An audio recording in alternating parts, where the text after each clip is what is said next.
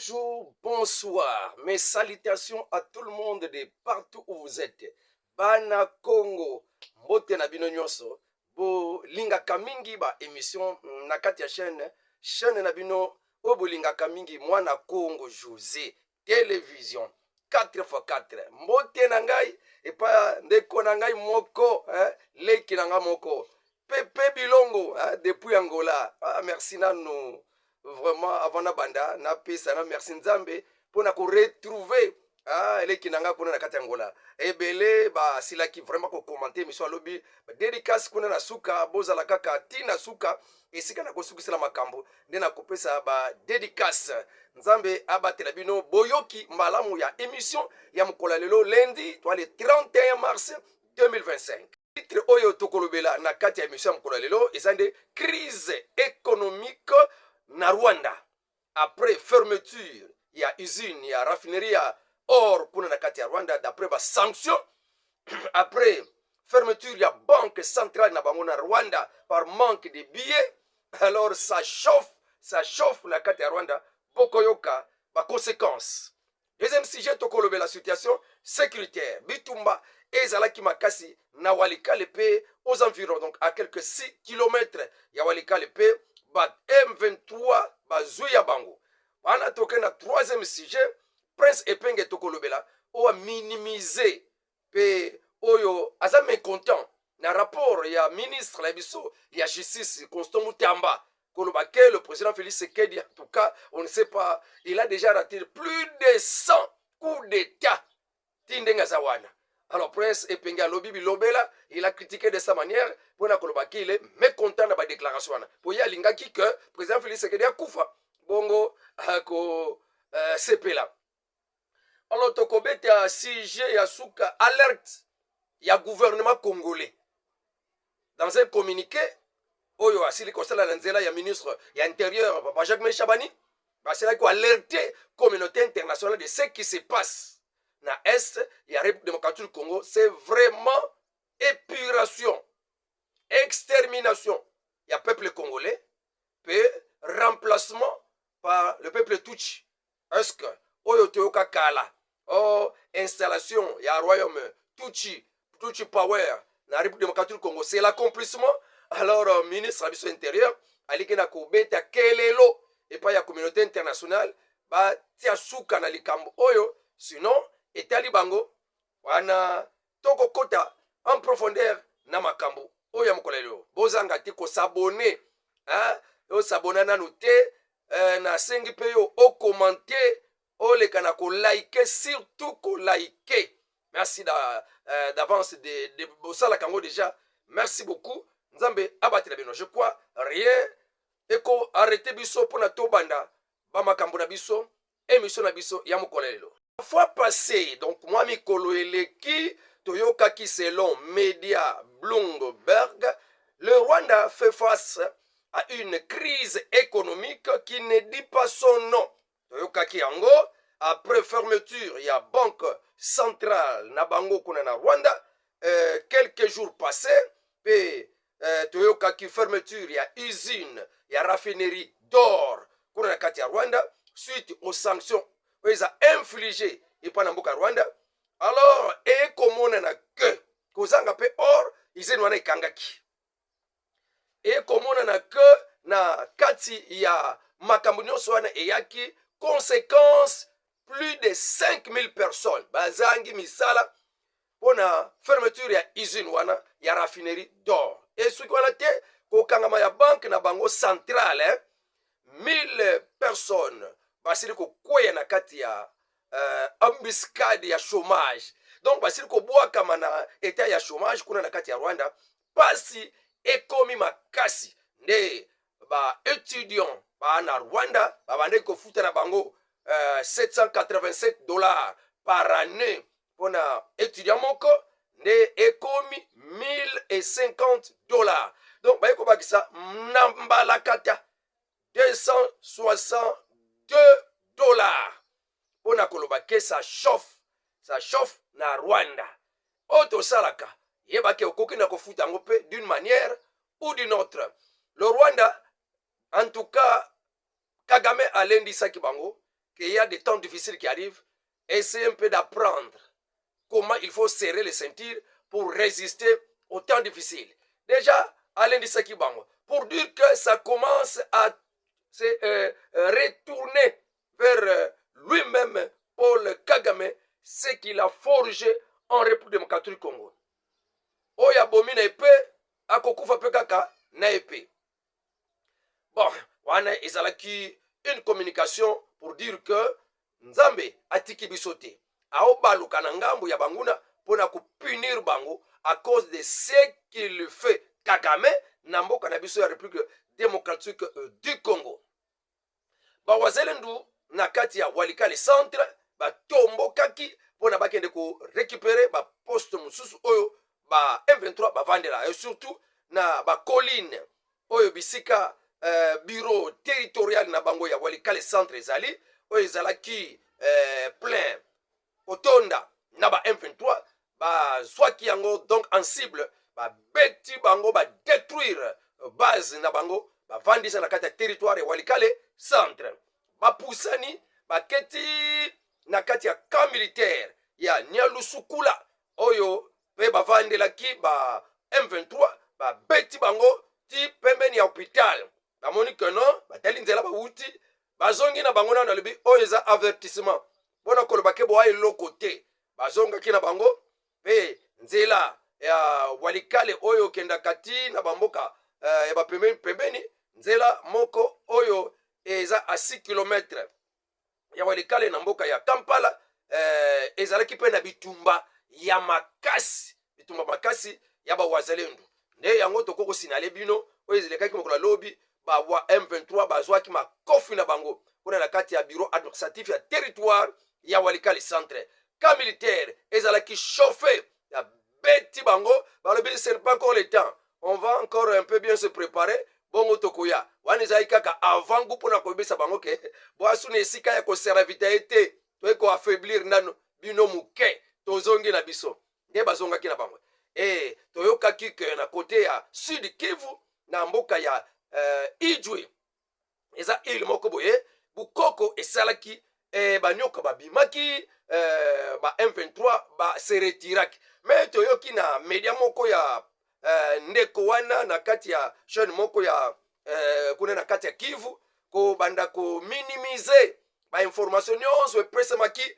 pona ya banyoka ya ba miracle ya bukoko esalamaki kuna na kati ya Ijwi ya lobi jamais wana eza ba information lukuta oyo wuti epa ya ba communicateur ya chef de l'état Félix Tshisekedi eza makambo nyoka te ezaka bango na bango ka ba M23 bamonaki ke il faut ba se retirer bakende ko renforcer côté mosusu dala la voix du Kivu makambo alobaka c'est purement M23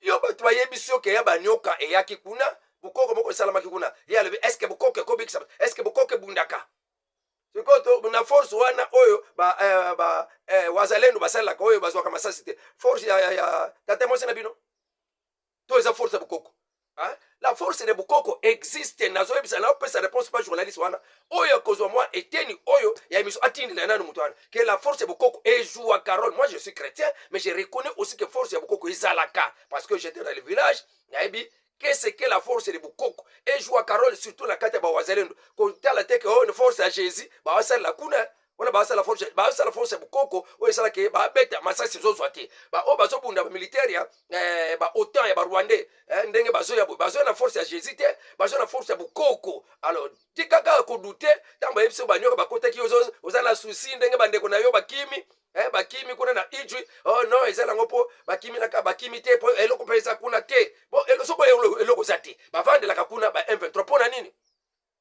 donc il y a vraiment de miracle esalamaki kuna toyebi ke na même ni 1960 ntango tozwaki indépendance babiloko moko misike ebimaki toyebaki te esika mutu makolo te esika ebimelaki tomonaki kaka ye badélivre mboka donc nous devons croire aussi à ma force satanique ezali esalaka pe donc rien ne dit que makambo papa ozoloba adementir ke ezalaki banyoka te banyoka ebimaki photo image mosusu ebimaki donc ye papa wana na kati ya chaîne wana ya Kivu wana ya la voix de Kivu, sur la voix de Kivu, a démentir banyoka, a démentir banyoka. Ye azana souci, ana mawa ya bande kone bakima ki banyoka, ce qu'on faut défendre bango na et du côté loko zate, et makaba banyoka ezalaki na ngote lukuta ya ba communicateur à chef de l'État. Ah, yonde suko za chef communicateur anani. Ah, ya ba M23. Po ozobenga oba lobaki ba information makamanyoka, obengi bango ba communicateur à chef de l'État. Donc yo loko loza contraire de ça, c'est que ça communicateur ya M23. Ah, toi baka yo pe déjà. Parce que otikala jamais ko féliciter atali kamomoko président Félix Sekira sali na mboko. Ah, yo ana ozo la kabila ya. Mais moko na maloba na yo to yebi yo penza bien papa wana. Alors crise na kati ya M23 ndenge za na kati ya Rwanda, même na kati ya M23 iko omona ki na kati ya ba video ebele eleki na ba réseaux sociaux ti ba otala ka TikTok ba yebi koma papa oyo wakati ya alekaki pona koloba ke pasi ekomi na kati na bango na kati ya M23 crise vuma bakomi obu masasi zate ya kolia zate akomi ko ganga epa ya nanga pe ko tsenga secours na ba oyo sengeleki ba sunga bango pona crise koteli bango na kati ya M23 wana zo gangela na Goma oyokaki bango parce que na ko tiango te awa wana na ko sala publicité ba ndokio ba nyokola ba congolais tala kuna na kati ya mboka moko kaka ya Walikale territoire kaka ya Walikale. Il y a eu plus de 128 648 élèves baza su kokende école te 128 000 élèves bakende su école te pona bitumba na bango. Donc masasi wana ozo sengla secours ba renforcer bango na masasi po ba bomela ba congolais. Masasi bele bayaki nango eke wapi ba bomeli ba congolais alobi toza au bout ya ba munitions siko botinda bango masasi po ba continuer ko bomba ba congolais. Ah tela non 481 écoles fermées na kati ya Walikale territoire moko. Bon toke na ba territoire mususu tala ba dégâts bato basali alors ok na télévision o senga secours papa wana porte parole ya nanga wakacha atama kelele nous sommes au bout pasi inyoko kolia zate salaire pasi azo ganga onyoko makaka. En tout cas tana bino ezali ya un temps pour toute chose ya kolia ezalaka tango ko nokobwaka ngo pe ezalaka ebeno pe boboma mais tala bino pe bino bakoboma bino ezali pe quand même. Kende sikona rapport ya ministre intérieur ya mboka ya République démocratique du Congo monsieur Jacquemain Chabani na un communiqué à salaki na samedi le 29 mars 2025 wana ko s'adresser et pas à la communauté internationale ko talisa bango ce qui se passe à l'est de la République démocratique du Congo na nzela ya ba M23 à Lobinin. Le gouvernement congolais dénonce l'installation des familles rwandaises dans plusieurs zones Oyoba M23 basé occupé. Donc sous occupation de M23 RDF. C'est dans un communiqué publié depuis samedi 29 mars 2025 par le VPM intérieur de la RDC, M. Jacquemain Chabani, alertant la communauté internationale sur la persistance des violations de l'intégrité territoriale de la République démocratique du Congo par les RDF et il y a aussi extermination, épuration des ethnies congolaises par les M23 RDF AFC à travers des assassinats, actes de torture, des viols, des pillages, exactions. Plusieurs sont enlevés et exécutés sommairement, des corps jetés dans des lacs, mise en place d'administrations parallèles, des actes de violence, plusieurs actes de violence, plusieurs instruments juridiques internationaux, exemple, charte des Nations Unies. Et ça violé acte constitutif de l'Union africaine. Et ça violé résolution 2773, il y a Conseil de sécurité des Nations Unies.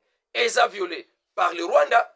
Tout ça prouve réellement que le Rwanda n'a rien à entendre de ce qui se passe comme résolution dans chaque dialogue, sommet et même réunion du Conseil de sécurité.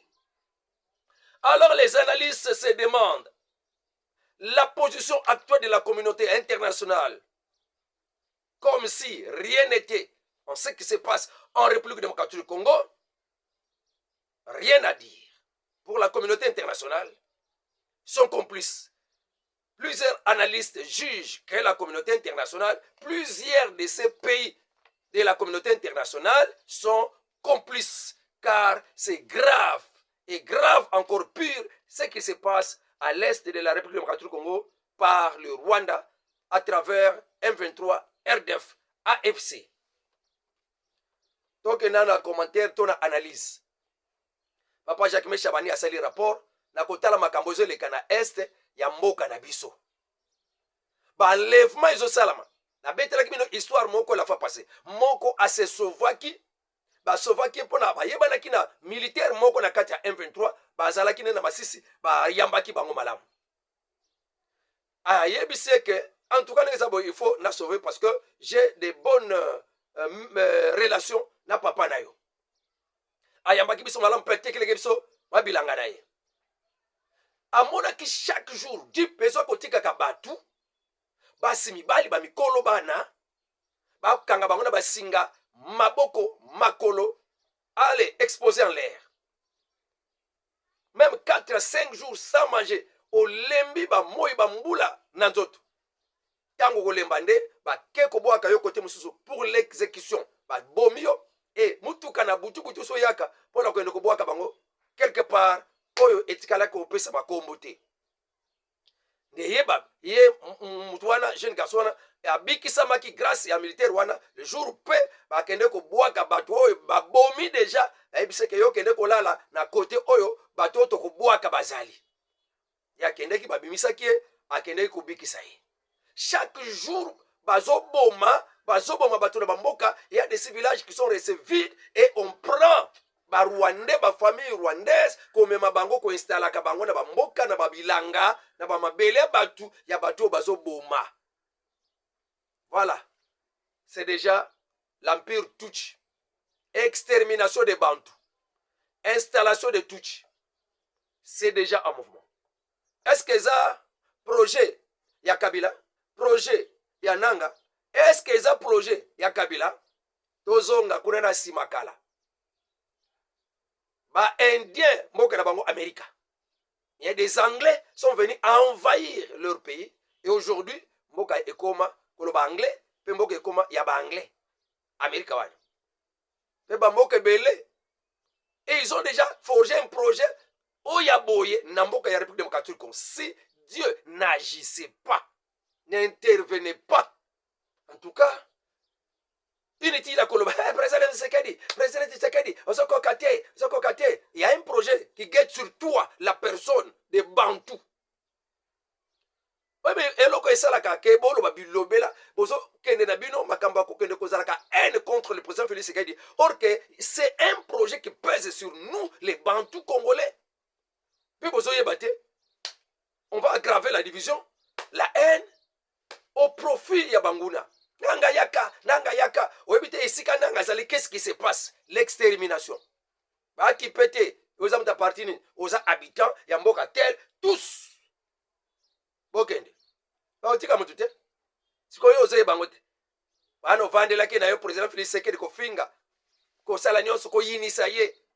Ovandi kaka botongo ti pokwa na munoko no komba président Félix Tshisekedi aselele côté. Nanga ya kaka. OK. Zelaye. Yo nde ko zelaye na bakufa.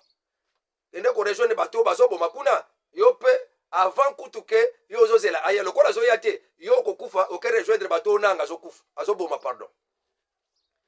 Donc c'est quelque chose oyo gouvernement zoloba mutu na mutu avant de s'en motema amema analyse à ça la réflexion, qu'est-ce qui se passe? Alors quel est le projet de Nanga? Quel est le projet de AFC? Quel est le projet à Kagame? Est-ce que baye pona ko libérer? Mais faut raisonner. Bato bazakuna bazane sengo ya kozala na Nanga. Yo Katyange, onga Katyange na ozala Nanga ya. Ce n'est pas tous les Katyange, mais c'est un groupe ya Batou qui profite des minéraux. O bazo kaniseke bakotika la tango Kagame akoya. O bayana Laurent Désiré Kabila basuka. Ba seli mission ya Kagame allez, ba éliminer bango. yo pe kozalaka éliminé yo salakaka salaka musala nanga. Même nanga n'existera pas, il va être retranché et pas Kagame. C'est leur plan. Et ça c'est là kaka bazo sala pona ba sala musala bango ba accomplir devoir na bango na République démocratique du Congo. La prince Ping. Monsieur le ministre de la justice a se plaindre. Comment pour une seule personne, bon que ne consale que plus de 100 coups d'état déjà. Natina Ndini. Le président Félix Tshisekedi est un frein, blocage pour l'accomplissement. Il y a un projet là, il faut l'abattre. Et maintenant, Papa Kosamou Tamba est venu les dénoncer. Papa Jean-Pierre Bemba a dénoncé Biloko Dossana. Papa Congolais, on dirait que rien n'était. On dirait que la guerre appartient au président Félix Tshisekedi. On dirait que ces gens-là viennent combattre, viennent pour que le président Félix Tshisekedi azala na pouvoir te bangonde ba vivre ba congolais ba vivre bazo ya te pour la faire vivre ba congolais bazo ya pour la boma ba congolais. La guerre n'appartient pas à Félix Tshisekedi. Cette guerre est pour les Congolais, c'est pour les terres des Congolais. Prince Penge ayoki rapport on a sepelé la ngote aya président asa combattre la mabongo sans coup d'état arrêté c'est qu'asa bien protégé bango siko pona nini akoka ko protéger peuple te oyo bazo kufa Yokama loba ya Prince Penge. A minimiser yango, pe azo bafou yango, et il n'est pas content de cette nouvelle. Hein? Les chefs de l'État, qui échappent déjà à plus de 100 tentatives de coup d'État, est bien protégé. Est-il aussi capable de protéger son peuple contre le coup de fusil des ennemis? C'est la responsabilité des dirigeants envers leur peuple. Un général s'occupe aussi bien de ses troupes que de lui-même. La force d'un dirigeant ne se mesure pas seulement à la capacité d'éviter des coups d'État, mais aussi et surtout à sa faculté à instaurer une paix durable et à garantir la sécurité de son peuple. Donc, il y a un président a raté un coup de temps, kaka yemoko, a okufa kaka te. Pour nini sukazo kokate, kwa sire, protection, sécurité de la population nae. Parce qu'il y a un devoir nae. Ce qu'on prince impenge, munoko zolo lokwa mi chopi, na zo ebate, sans comprendre. Le président Félix Tshisekedi pona yo ne fait rien pour ce qui se passe à l'est. Yote kwa son avion, koko no Kabila. A son avion combien pour la bundisa bango kuna. Na natango koko na yo Kabila. Hein? Qu'est-ce qu'il y a eu comme opération pour réduire même un groupe armé? Quelle opération? Bamadunda la Koufa, pas y a complicité, on a ya Koko Nayote. Kagame? Oh, maintenant tu n'es pas content, il y a discours Wana, tu veux maintenant que pas protéger. Dans tout le monde entier, le président peut protéger que la population. Donald Trump, protection Zalango, il y a une population, il y a une onso, il y a une Zalango. Tout fait ça là. Petit cas contre un Congolais. Penge, Prince Penge. Oh, tu veux quoi? Mais laquelle le président ne soit pas protégé? Tu n'es pas content de ça? Il faut protéger. Mais le président a aussi la nuit pour protéger. Binomo, qu'on a kate ba opposant, ba kate ba opposition, bon na bandoki, bon na batu, basa na minduki, baso pressa minduki pa batu, basa la criminalité. Binomo ko, baso kabo la minduki pa batu. Et maintenant vous faites le quoi la centre moko boy, quand le président ne fait rien. Oh, pourquoi so protéger la population? Je ne sais pas combien des efforts président Zosala pour la moka oneza la kimia. Ce qui effort de président Félix Tshisekedi na diplomatie na ye, pe na ba achat d'armes au déjà sombi. Moka ezaki l'embargo, yonde mutolongole to kokoro Kagame mutolongole kango. C'est le président Félix Tshisekedi. Ce kazaki na souhait ya commettre kimia la mboka te. Pourquoi aya kolongola embargo? Pourquoi somba kabanduki ba drone tout ça? Hein? O ba teka ba drone bango moko ba pesa bango sous ba anti drone. Mutako sala bo effort ndenge nini? Donc, Prince Penge, c'est vraiment votre réponse aujourd'hui que Oya Penza n'a essengoté que le président Félix Tshisekedi comment il est protégé de plus de 100 coups d'état ratés. Yosa essengoté, ça c'est vraiment pas étonnant que Osa essengoté parce que de nature d'apparence au monde que tu n'es pas aussi de Félix Tshisekedi. Pona yo akokufa na ye mais ozo raisonner yonde ko remplacer okokufa no ki koleka. Hein? Donc okokufa no ki par rapport à président Félix Tshisekedi. Parce que tu es contre ndenge ba protéger président Félix Tshisekedi. Nkomunios ata chef coutumier ba protéger kaye ko leka. Parce que wana zalaka mutu moko ya ko batela. mbisi ebanda kopola na mutu alors sengeli koprotege mutu wana faut la protéger mpo na ta mutu ya tre batiaka ona babarrière babarrage prince penge asepeli te donc c'est que toomona déjà que bino bwana bino kata makambo bino opposition armée vous êtes pour bakagame vous êtes pour nanga vous êtes pour ebele ya bino déjà bakoti kuna ti ebele kuna bakoti kuna tango etali que FARDC azozo bamboka bolobaka te mais tango etali sikoyo ke bato wana bazozo bamboka wana bose tourne contre le président Félix Tshisekedi mpona mission bozwa boyinisa président epai ya population mpo bango nyonso babaluka na ngaya bino yango bozoluka baprince penge toute l'opposition alors tala flash mususu ndeko moko azoyebisa biso kuna na kati ya Kibomango bisika bazokende kolandela formation baluba baza visé bazobomba bango flash oyo yoki ezoleka na ba réseaux sociaux ba autorité militaire ba autorité compétente oyo bayebi comment il faut ko surveiller makambo ndenge ezoleka kuna kati ya Kibomango kuna ba recrue ya sika bazoyekola mosala ki militaire ki soldat esengeli kotala be bandeko na biso baluba il paraît que bazoboma bango bon ani za nouvelle na pesibino il faut à vérifier. Le 4 avril oyo 2025 le conseil de sécurité ezovanda lisusu mpona kotala likambo ya RDC na S ya RDC ndenge résolution 2773 soki elandami to elandami te Rwanda pulupulu kaka mikolo azoba te nini ya kosala toze la suite ya Doha kuna na Qatar ndenge ni ba négociation ezolekela kuna mbona makambo etikali au prochain numéro mais nakoki kosilisa te sans que naeba kopesa bamote na ngai na bato basutelaka ngai papa Mulamba Paul Israël Ntumba Pepe Bilongo wana bamote bele Dierfa Jude le mystique le mystérieux Leonardo Daniel Marie Kaluseoko Godard Gonda Filemon Misongo Tulukisi Yahweh Beatrice Kapinga bino nyonso wana nasepelaka bino ndebo komataka Eugène Lakula Fidèle Umba Cyril Marie-Paul Bochi Chanel Mambote et Dersi Basonga nzambe abatela bino pe bandeko bele mususu bokoba nako komelaka ngai nzambe kopesa kama koki nakozanga kapete ngai kotindela bino bambote bisika nyonso bozali numéro na ngai esakaka wana votre soutien matériel soutien financier et kozala nango les bienvenus nasuki nanga wana avec Dieu nous fera des exploits avec Dieu la victoire est certaine avec Dieu tout est possible au revoir à la prochaine José Matuvango mwana Manianga